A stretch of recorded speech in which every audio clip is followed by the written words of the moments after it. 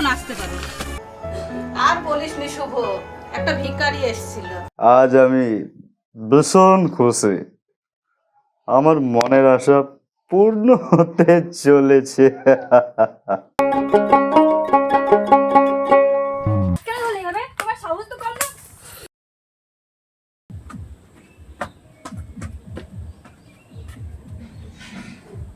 ওরে সুধীর, সুদীপ্ত, কি ব্যাপার? এ কি অবস্থা? ভাই আর বলিস নি, আই বস। বসবো তো, এরকম থাকলে হবে? শরীরের অবস্থাটা বল দেখি।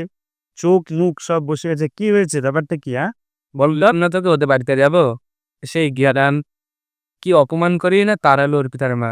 আমি আমি একবার কুকুরের মতো বাড়ি চলে আসলাম। তো তুই আমাকে নিয়ে যেতে পারতে, আমাকে একবার তো বলতে পারতে। কি বলবো বল? না বললে হয়? তো যাই হোক, ওর মা বাবা কি বলছে তোকে? ওর বাবা মা তো দেখা করতেই দিল না, বরঞ্চ আমাকে যাতা মতো বলে অপমান করে তাড়িয়ে দিল। শোন, ওসব বাদ দে। ওর মা বাবা সেরকম ভালো মানুষ নয়, নাহলে এতদিন মেয়েটাকে থুয়ে যেতে পারতো। আমার হাতে আর কিছু নেই রে, মনে হয় আমাদের সংসারটা এবার নষ্ট হয়ে যাবে। এইভাবে সংসারটা তাই বলে নষ্ট হয়ে যায় আমার চোখের সামনে দিয়ে? তুই সব বাদ দে। দেখলি তো তুই ওর বাড়িতে গিয়ে তোকে মানে কুত্তার মতন তাড়িয়ে দিল। ওর মা বাবা নিশ্চয়ই ভালো না। তুই এক কাজ কর, বরঞ্চ আমাকে নম্বরটা দিয়ে, আমি চেষ্টা করি না? তুই তো আমার বন্ধু নাকি বল? আমি না, কি চেষ্টা করবি বল? সে তোকেও সে কুকুরের মতো অপমান করবে। আরে বুঝলি না, আমাকে তুই নম্বরটা দে। আমি দেখছি, চেষ্টা করে, আমি অবশ্যই চেষ্টা করবো যেন সে আসে। আসলেই তো ভালো না? এটা দেখ, আমি তো তোর বন্ধু তো নাকি, সেটা কে হয়েছে? স্মৃতি তো আর নেই রে। আরে হবে, তুই জাস্ট আমার নম্বরটা দে শুধুমাত্র। আর কিছু দরকার না, আমি চেষ্টা করব যতটুকু পারবো ততটুকু, আর কিছুই না। বুঝতে পারলে? তুই নম্বরটা দে। দেখ এবার চেষ্টা করে দেখ। না, তুই নম্বরটা দে তাড়াতাড়ি, আমি জানি না। ফোনটা দে তো ফোন। এটা ফোন। নে লে। আরে বল না তাড়াতাড়ি।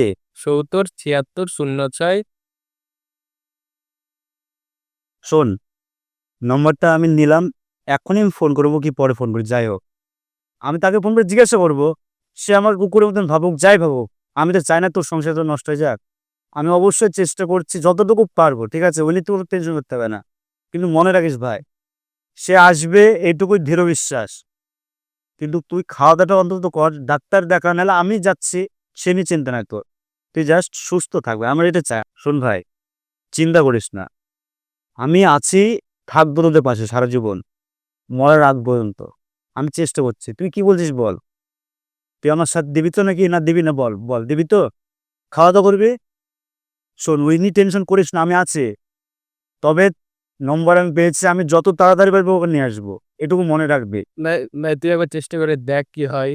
তুই এরকম করছিস না, অলরেডি। ভেঙে গেছে, তুই দেখ কি হয়। আমি তোর বন্ধু, তুই আমার হাত ধরছিস কেন? আমি তোর হাত ধরবো, বল দেখে। আমি অবশ্যই চেষ্টা করছি। শোন, তুই জানিস আমার আর কেউ নাই ও ছাড়া। আমি বুঝতে পারছি, বারবার এক কথা বলিস না। আমি চেষ্টা করবো বলেছি, করব। তুই অবশ্যই খাওয়া দাওয়া করবি, ঠিক আছে? আমি নিয়ে আসছি ওকে, ঠিক আছে? মনে রাখ। তবে আমি আসছি, আর ও আসবে সাথে। ঠিক আছে, দেখ, আমি যা হচ্ছে, যেই বিষয়ে দাঁড়ানো না ফোন করে আমি তোকে জানাবো, সে কি বলে কিনা। হ্যাঁ, মনে রাখি, আসছি।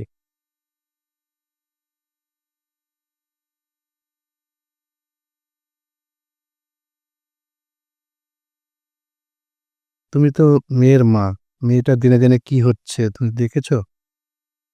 একটু দেখো। আমি এক কাজ করি, আমি ওই মেয়েকে নিয়ে মেয়ে শ্বশুর বাড়িতে দিয়ে আসি, আমার মনে হয় এটাই ভালো হবে। কখনোই না।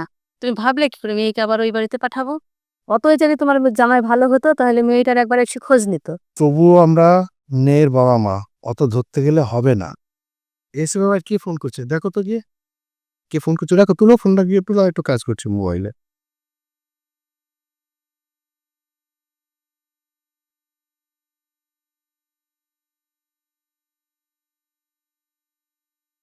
হ্যালো। হ্যালো, কে? হ্যাঁ মাসিমা, আমি অর্পিতার বন্ধু বলছি।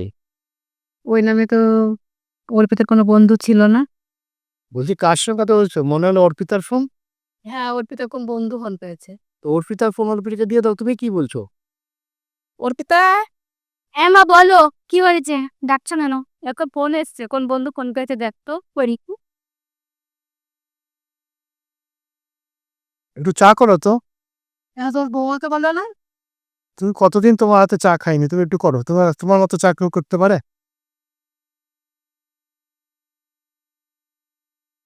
হ্যালো কে বলছো?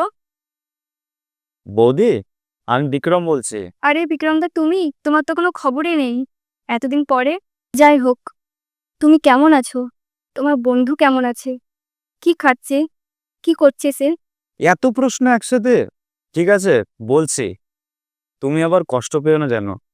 বলতেও ইচ্ছা করছে না, না বললেও না। না দাদা, তুমি সব বলো। আমার হৃদয় পাথর হয়ে গেছে।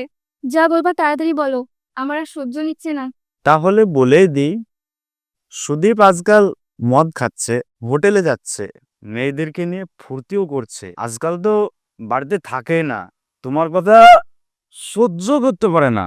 আমি অনেক বোঝালাম, আমাকে বললো তোমার থেকে অনেক ভালো মেয়ে বিয়ে করে দেখাবে। সত্যি বিক্রমদা, আমি খুবই খারাপ।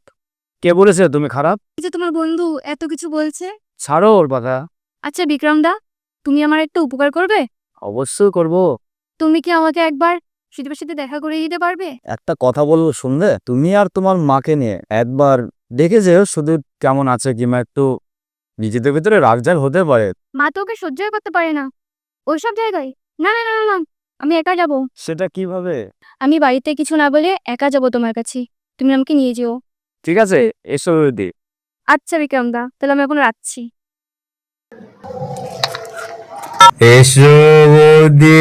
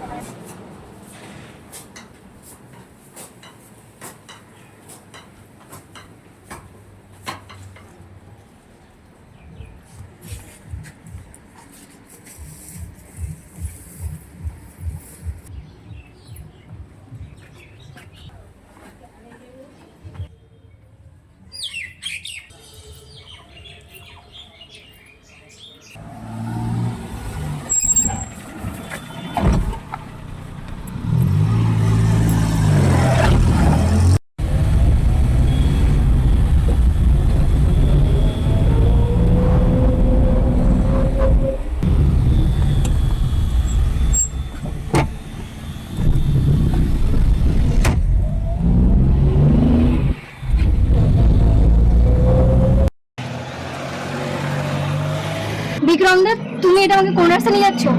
আরে চিন্তা নেই, সুদীপ যেখানে আছে আমি সেখানে নিয়ে যাচ্ছি, তোমার চিন্তা কিসের? আমি কিন্তু আছি এটা তো। তো ওদের বাড়ি যাওয়ার রাস্তা না। আরে না পাগলি, তুমি দেখো শুধু, ওখানে দাঁড়িয়ে আছে, আমি নিয়ে যাচ্ছি, তুমি চিন্তা করো না কোনো, ঠিক আছে? তুমি শুধু দেখো, ওখানে সামনে আছে ও। তো আমার কেমন কেমন লাগছে। আরে না পাগলি, আমি তোর বন্ধু নাকি, তোমার চিন্তা কিসের বলো দেখি? হ্যাঁ, ঠিক আছে, দেখছি। না না, কোনো অসুবিধা না, আমি আছি। সে বিশ্বাসে তো আমি এসেছি। আরে সুদীপের বন্ধু আমি, সুদীপ যেরকম তার থেকে আমি মেলা ভালো, তুমি তো এটুকু বিশ্বাস করো নাকি?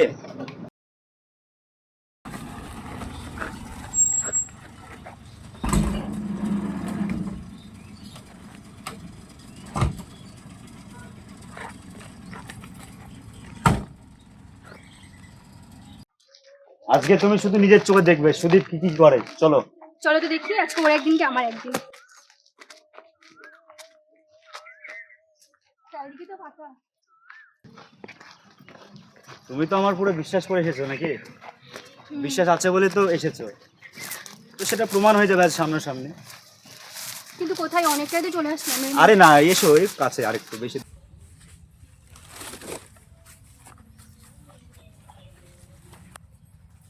আরে এত আস্তে হাঁটলে হবে, এসো তো। তুই আমার হাত কেন ধরলে হবে? তোমার সাহস তো কম না।